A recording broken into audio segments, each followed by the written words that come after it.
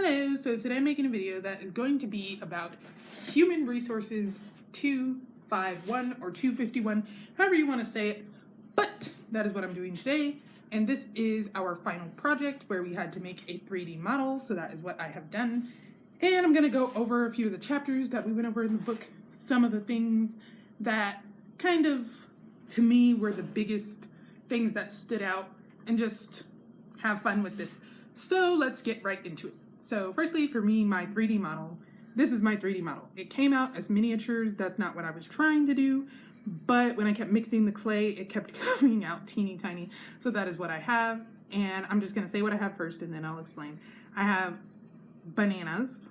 These are teeny tiny bananas that I made. You can't really see. There we go. There's two teeny tiny bananas. There is a hamburger and what is supposed to be spaghetti. There's a plate of donuts, a plate of sorbet, and a teeny tiny Greek salad. Now, the reason I chose food to represent the number of topics that we covered in this class is because I feel like what is more diverse than food, what covers more topics than food, what reaches across multiple cultures than food. Because if you go back through history, through time, that is the one thing that has brought people together. No matter what the food is, no matter where the food is eaten, how it's eaten, whether it be soup, salad, whatever it is, that is one thing that brings people together. And I feel like that perfectly represents what human resources is supposed to do, which in the book we learn in chapter 1, human resources, the goal is to create a win-win situation between employees and employers and just completely have a good working environment. Now, as we obviously know, if you've ever worked before, human resources is not always the best. They're supposed to be where employees can go to express their concerns about management, things like that, what's going on with the store. But a lot of times it seems like human resources are very hard to reach because you can call the toll-free human resources number. They'll get back to you in 2 to 3 days, and you may or may not get to talk with them face to face. At least that's how it was at my job. And to me, that's very interpersonal. It's not very doesn't make people feel like they care. And from my understanding, the goal of this class and the goal of human resources is to make employees feel like the company actually cares. So that leads us into how do we do that? So this part I'm just having to re-record because a bit of the video did get messed up. The rest of this is going to be the video, but this is audio that I'm interjecting just because this part of the video got messed up. But in the beginning, I meant to talk about self-concept, which is your overall attitude about yourself, which is described in chapter 3. Now, we learn that self-concept has a lot to do with working and things like that because you develop your self-concept and it changes how you interact with people and how you interact at your jobs. And obviously, as a manager, it would be good for you to have a good self-concept because you will have a positive reflection in the way other people see you, because other people may not always think of you positively, but as long as you think of yourself positively, you can likely switch a situation around. And that leads us into the self-fulfilling prophecy, which is when your expectations affect your success or failure. And that's why self-concept and self-fulfilling prophecies go together in management, because if you think something good is going to happen, then it's going to happen. Or if you think something bad is going to happen, then it's going to happen. For example, if you say, oh, this project, I need to get it done, but it's not that much to do, so I should probably have it done by this afternoon. That's positive, and you believe you can do it in time, so you're going to do it in time. But if you were to think, oh, this is too much to do, I'll never have it done in time, and I'm probably going to be stuck on it and stuck here all night, then you might just be stuck there all night because you didn't believe that you could do it in time, which is why it's very important to have a good and positive belief system. And that's something we kind of learn about in chapter 3, which leads me into my next point, which is human relations, which means interactions among people. And the reason I went in this order is because I feel like first you must address yourself and then you can address others. And human relations are the interactions among people, which we learn in chapter 1. But it's still very important because when you work in an organization, you want to have good people skills. You want to be able to let people know they can trust you, that they can come to you with issues, problems, things like that, especially as a human resources manager. And this leads into all types of things such as your decision-making skills. Are you going to make good decisions? Are you going to make bad decisions? Are you going to help people to feel comfortable at the job? Are you going to help people to feel confident in the job? Human relations helps us build this, and that's why I thought that chapter was really important. So yeah, and now I'm going to go back to my video, but I just wanted to interject these few little tidbits. And the next bit of chapters we get into ethics. And obviously, as we know, ethics is kind of the right or wrong, the moral versus the immoral things. And these situations come up a lot in jobs, and everything is not necessarily a horrendous life or death situation, but it can lead to life or death situations. For example, in a different human resources book I was reading, which I'll put the title and everything right there in the bottom, we read about the BP oil spill in 2010 and how a myriad of ethics violations led to this incredible disaster. They violated safety regulations, they didn't follow proper OSHA procedures, and things were ignored. People were ignored. Employees were kind of scared to say, hey, let's not do this, because they were fearing maybe they might lose their job, maybe they might, suffer repercussions during this. And that's what the book tries to tell us about ethics. You have to be ethical in a job.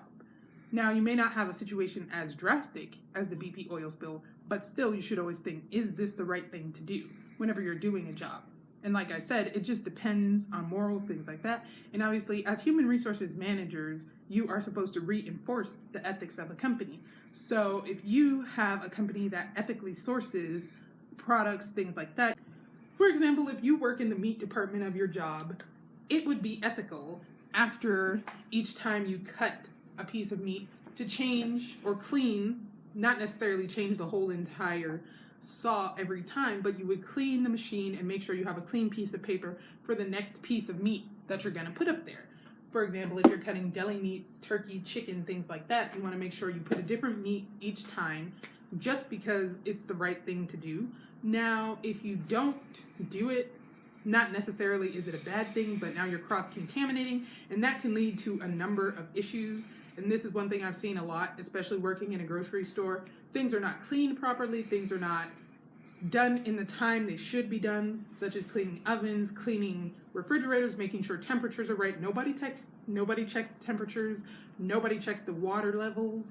These things need to be done, and yes, ethically, morally, they should be done, but everybody does not do it. So human resources, and what we learned in this book, tells us why we should care about ethics. And to me, that was kind of a big thing, because I have seen a number of ethics violations in my time. So yeah, that's a big thing in creating a good working situation, in creating a good working environment, is that everybody is on board with following ethics procedures and protocols. Another topic that we address is attitudes, which are a strong belief or feeling towards situations or something like that. And attitudes can be good or bad, obviously. And when you work with people, you're going to work with attitudes, and there can be positive attitudes, there can be negative attitudes. They're not necessarily a bad thing. Everybody has an attitude, but as I said before, the goal of human resources and human relations is to build this positive environment, positive attitude, and get everybody working together on the same page. Obviously, when you work at a job, you're not always going to agree with everybody, but you don't need to necessarily have a full-blown, war with them. So if you can get through this thing and create positive attitudes, positive environments, then you can get people working together in a sort of balanced situation. Not necessarily an infinity symbol balance, but eventually you will come to a balance. And something that kind of feeds into the attitude, I felt like, because attitudes are addressed in chapter 3, but in chapter 12 we get to prejudice and bias, which I think kind of feed into attitudes. And prejudices and bias can be about anything and about anyone, and a lot of people have them. And I think the goal is kind of to put your biases and your prejudices aside, because just because you look at a person, you don't know anything about them. They could say, hey, my name is blah blah blah, but you already prejudge them whether because of how they look, how they sound, what they have on, what you think they're going to be like. You can't just assume what you think someone is going to act like, or that's the thing. is addressing your bias, whether it be conscious or unconscious. And I have stumbled into this many a times, again, working at the grocery store. People have assumed I would be one way, or they assume that I would act a certain way, and I just did not. And I'm like, you don't even know me. You have to give me time to get to know me. If I choose to let you get to know me, because you don't have to get to know everyone. You really don't. But that's neither here nor there.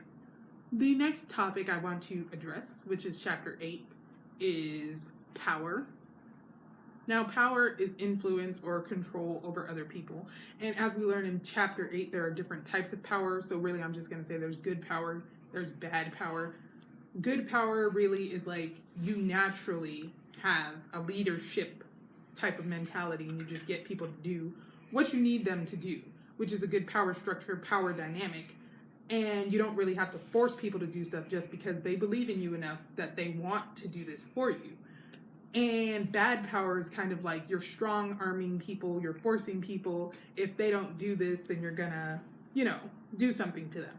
And as we know, to be a good leader, you have to have a good amount of power. And good leaders, I feel like they kind of listen to people. Listening is a key skill in leadership, because if you're always just telling people what to do, how can you ever get to where you need to go? Because you're always going to be telling people your ideas, always going to be telling people do this, do this, do this, and wondering why it's not coming out how you want it. And you're going to sit there thinking, I should have just did this myself.